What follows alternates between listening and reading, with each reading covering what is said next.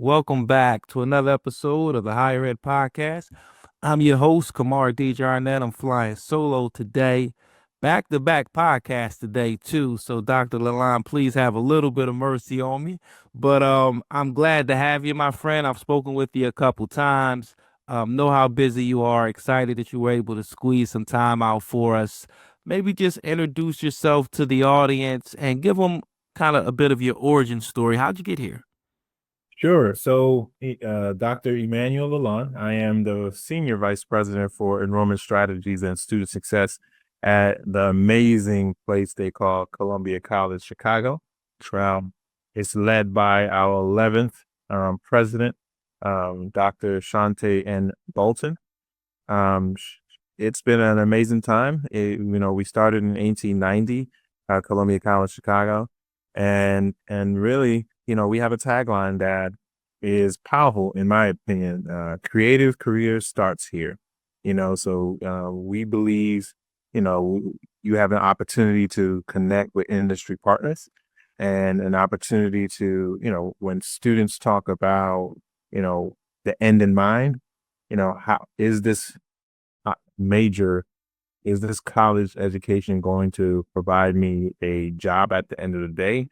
And we're proud to say that Columbia College Chicago provides that opportunity for you to have access to jobs, internships, and experiential learning.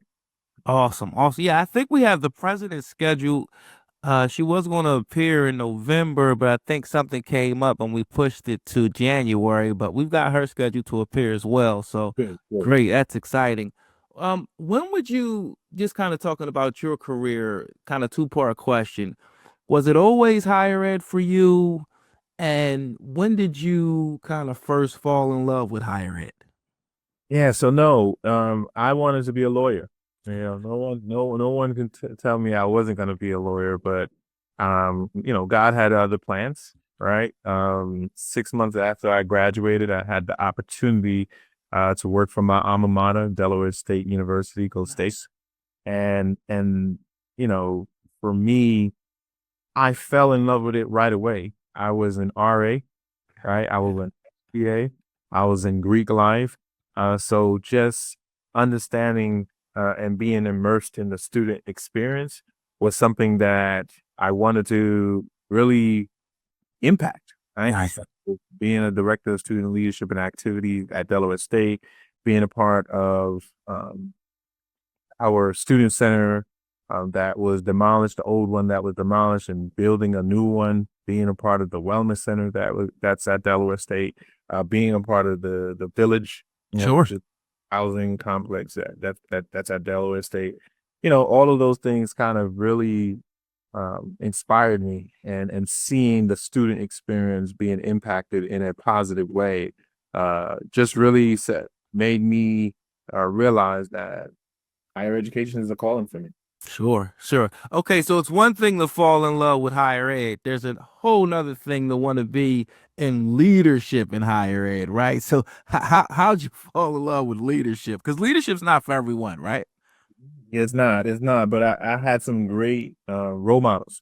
Some great role models. Amir Muhammadi, who really helped grow me in the field. Michael Casson, who is the dean of the College of Business. Dewan Warmack, Harry Williams. Harry Williams is the CEO of Thurgood Marshall College Fund. Um, Alan Sessoms, who was the president of Delaware State at the time. Sure. Dewan Womack, as I mentioned, is currently the president of Claflin University in Orangeburg, South Carolina. Okay. Rosalind Clark Artist, who's the president of Benedict College in Columbia, South Carolina. Yep. Ronnie Hopkins, Herman Felton, who's the president at Wiley University. Abdullah Makola Abdullah, who is the president at um, Virginia State University. Hakeem Lucas, who is the president at Virginia Union University. At one point, Dr. Warmack, Dr. Lucas, Dr. McCullough were all at Bethune-Cookman, where I was the assistant dean of students. Gotcha. Them at work and seeing them uh, impact that particular institution at the time, just made it clear for me that, I have an opportunity to be in a leadership role. Sure. On Warmack gave me that opportunity at a school in St. Louis, Harrisville State University, and was grateful for that. And then Rosalind Clark Artist gave me an opportunity at Florida Memorial and Benedict College. And so, um, you know, they were my role models, are my role models, and I owe them a lot for being where I am today. Absolutely. So when you take on, the responsibility or the mantle of leadership in higher ed, there's so many different ways that you can have an impact. How were you able to kind of figure out, okay, I'm going to be in leadership, great, this is something I want to do, but this is where I could really impact, the colleges and the students. For me, it's always about the students, right? The student experience and how do we design a experience that is intentional, Sure. that begins to meet the students where they are. How do we tackle college affordability, student debt? How do we tackle access and equity? How do we tackle or answer the question of quality and relevance of education? Those things really kind of shaped uh, what leader I wanted to be, right? So enrollment management, student affairs, student success was always where I wanted to, where I felt comfortable in a sense, because I believe, that's where the biggest impact will be, right? Really finding ways to make college affordable because we know education is going to change the trajectory of someone's life. It did, Sure. right? So I think making college affordable, creating access for students who look like you and I, just made it a rewarding career. Absolutely. So, and it's interesting too, because I just recorded a podcast and Jeremy Bean, and one of the things his theme was change, right? He was talking about cultural change. And then as you deal with cultural change as a leader and leadership and management, you have to now learn change management. And then we kind of delved into AI.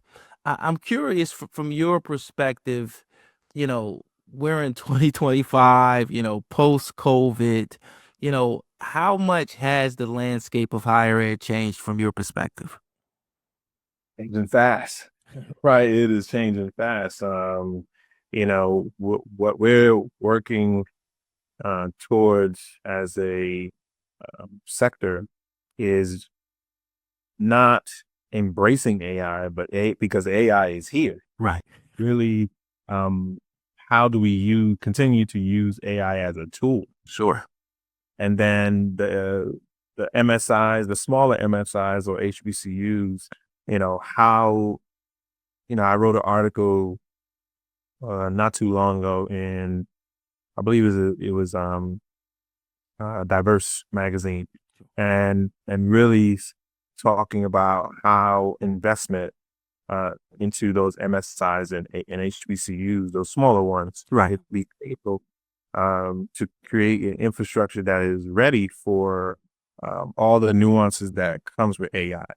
And I think there's an opportunity for, you know, um, those foundations and others to provide uh, funding for smaller HBCUs and MSIs to build infrastructures that support where I believe the sector is going.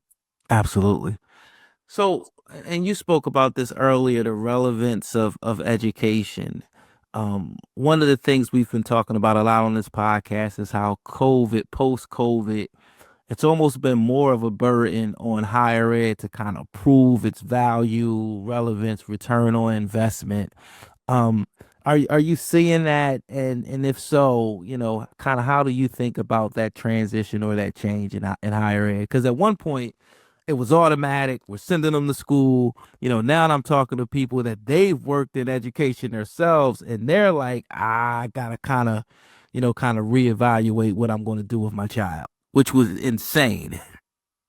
E- Education, getting a degree is still a safe bet, right?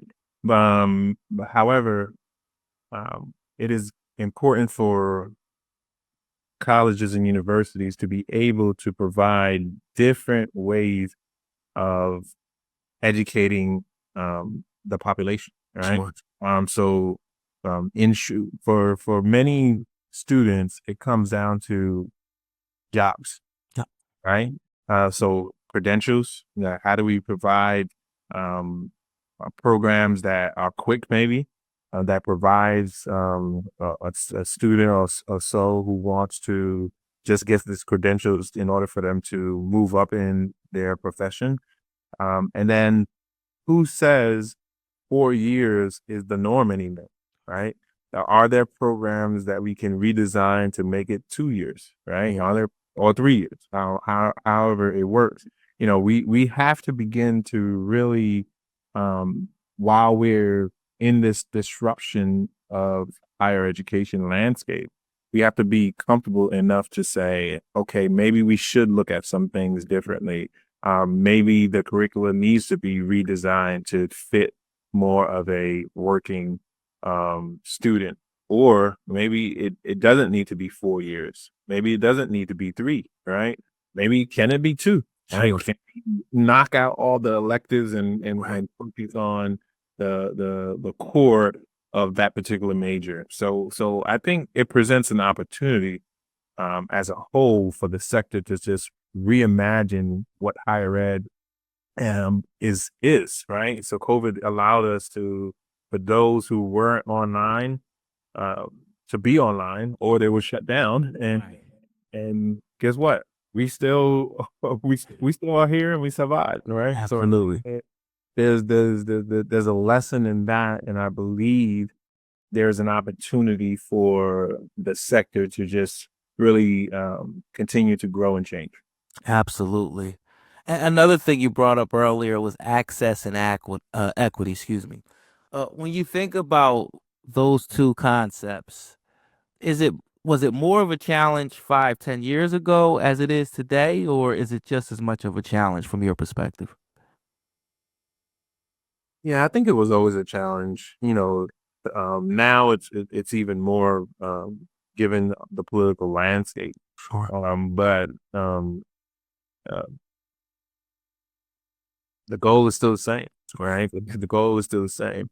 How do we provide those who need access, the access to be able to obtain power?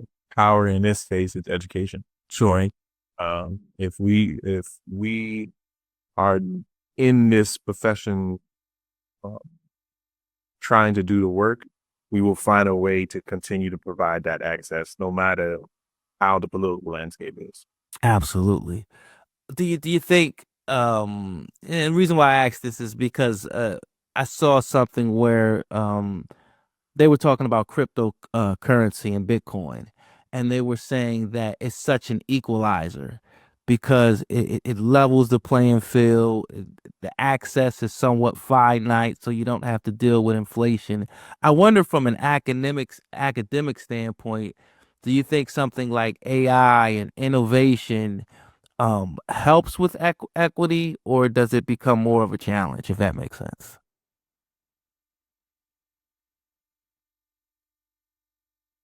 I think it is important that um, those who are coming from an underrepresented population be involved in the creation and makeup of AI, Sure. to ensure that AI is speaking from a culturally competent, culturally sensitive place, right? Right. To be the new thing where OpenAI said they're not going to use MLK likeness anymore in other civil rights figures, right?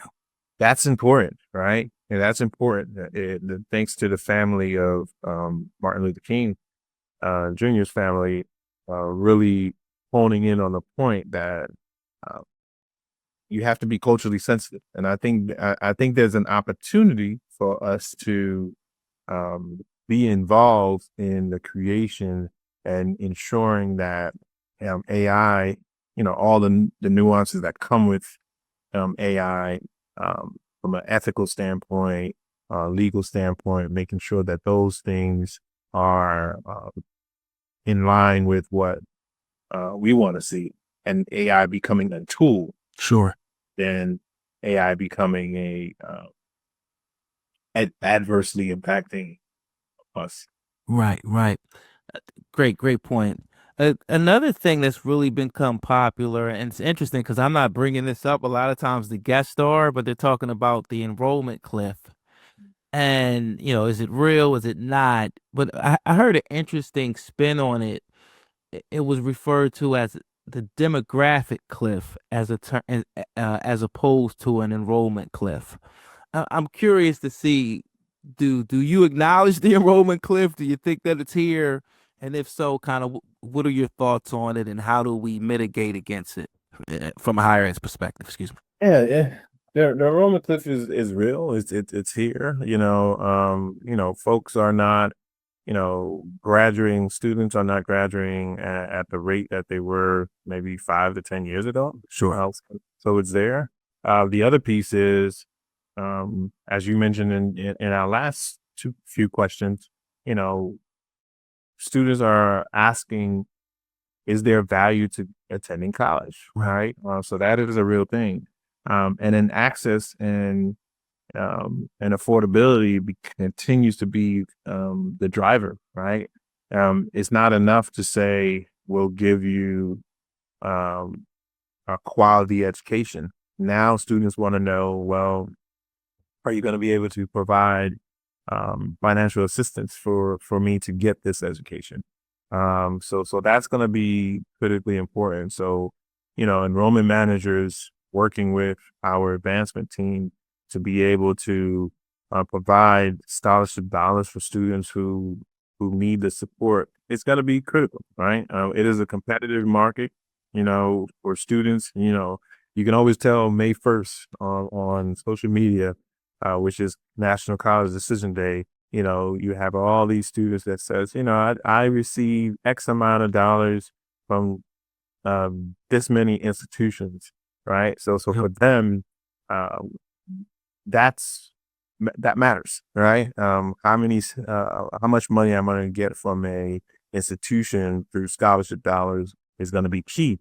And in order for our institutions to really keep up, we have to pay attention to that. Absolutely. Also, they're saying as part of the demographic cliff, one of the adjustments that higher ed institutions have to make is it's not just going to be, the kids that are graduating from high school. It's going to be more adult learners. And my curiosity about that is, do you think that doing that is going to create challenges in higher ed in terms of, okay, I got a 17, 18-year-old, I got a 25-year-old, and I got a 39-year-old, right? Is that going to be challenging to kind of navigate that and serve each of those different demographics? We're gonna have to find a way to adjust, right? Because you have it. If you believe the demographic cliff is real, then you have to find another population to go after. The other piece is you have to find a mix of the population. That includes, how do you get into the dual enrollment space? Because you're seeing a lot of students are coming to college with 30 credits or more already, right? Because we're tackling the college affordability. College and tuition is high. Yeah. And so we're tackling that. So we have to be able to address that and being in that space. And then you have the adult learners who are thinking about going to college. Traditionally, historically, you have people who are being laid off by the dozens, or by the thousands, by millions. I think I heard 4 to 5 million recently. So you have all these individuals that are being laid off.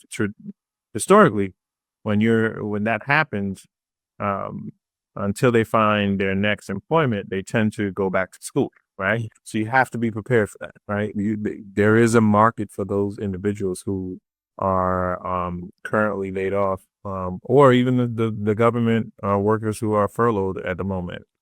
Finding the opportunity for them to take a course or two to be able to further their education. So when it's time to go back into the marketplace, they'll be better prepared. So yeah, all of the above. I think the adult learners, the dual enrollment, the traditional, non-traditional, or adult learners population is going to be key. Having that mix and being able to serve that mix is going to be critically important. Absolutely. So, in saying that, from a higher ed perspective, does that necessitate a culture change from a leadership perspective? Do you hire differently? Like, because I would assume there has to be some type of pivot from a higher ed perspective to be able to handle the different demographics. Yeah, I think you have to be able to treat every student individually, right? Sure. So a student that is a 17 to 24-year-old has a different need than a student that is 30 plus, right? So making sure that we have um, both faculty and staff that is trained and prepared to handle a student that um, is coming back into higher education is going to be important. No different than a student that is coming from high school to college versus a student who is transferring from college to college. Handling those students is critically important as well from a transfer standpoint. So having faculty and staff that's trained and prepared to work with um, uh, a mirage of or a variety of different students is gonna be the reason why you are increasing enrollment flat or decrease. Yeah, absolutely. Right. So this is a two-part question. Um, the tough one, so take a little time on this one. Um, are there any challenges that you see kind of coming down the pike that higher ed maybe isn't prepared for but needs to? And number two, what is something that you feel like higher ed is doing really well that we've got to continue and drive home? I think you know we have to be prepared for the political climate that we're currently in. Sure. Um, and the challenge is, how do you prepare for it, right? And what does that mean in the um, long term? And finding new revenue sources when um, traditional um, funding is dried up, right? So that's going to be an opportunity for us to really hone in on. I think what we're doing well is, I think, a college degree still gives you an opportunity to change the trajectory of your life, right? A college degree still gives you an opportunity to for students who are coming from underrepresented populations to really see success, right? Yep. We are at Columbia College Chicago. 62% of our incoming class are first gen, all right? So that comes with a different nuance, right? First in their family to go to college, which means they have a lot on their shoulders, and I believe college and a college degree is going to propel them to really create new generations of college students, because they will see that particular student who's the first in their family to go to college as the role model for them. So I do believe what we're doing well, or continuing to do work to do well, is showing the value of a college degree. Um, what we what we need to really hone in on is, does that college degree, as I said before, need to be 4 years? Right? How do we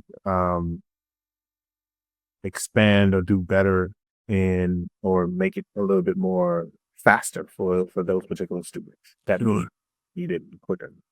No, it's interesting because on the podcast earlier, Jeremy was explaining how at one point for students in their tuition, like I want to say 70% of it was coming from, I guess government funding, and only 30% was coming from the students and their family. And he said it's completely shifted to now 30% is coming from government funding and 70% is coming from students and their families. So to your point, that creates a whole different challenge for just access and people that are trying to, win through education. And we just had to do a better job in educating our students from the front end, the financial literacy that comes with going to college, right? And making sure that they understand the responsibility, but also showing why I think is important at Columbia College Chicago, showing the end in mind, that with this college degree, this is how we believe you're going to be able to be um, employable Right. for an employer who's looking for these particular skills. Absolutely. Okay, well, we always ask this question, and I'll wrap it up with this one. Yeah. It used to be, where do you see higher ed in the next 5, 10, 15 years? But we're in a microwave age, so, nobody can see that far out anymore. It's more like, what does higher ed look like to you in the next 2, maybe 3 years? Um, I see higher ed where, I think there was like 4 or 5 thousand colleges and universities. I see that shrinking. But I see that the ones that survive this storm of change, Sure. the ones that survive are going to be the ones that were able to adapt to AI, the ones that were able to find new revenue sources, the ones who were able to diversify their student mix, the ones that were able to really hone in on scholarship dollars and working with private foundations to get those dollars. I see, while a smaller group of institutions, I believe the ones that survive will be stronger in the long run. Absolutely. Well, I can't think of a better place to end it than right there, Dr. Lalonde. I really appreciate you. Any Facebook, Instagram, novel you're working on that you want to share with our audience? You can do so now. I will say, a cheap plug, Columbia College Chicago is an amazing place. Chicago is an amazing place, and we strongly believe creative career starts here. And we would love to have your listeners who have college age students or adult learners to check out our institution. Our institution is at colum.edu. There it is. There you have it. I appreciate you, my friend. Thank you.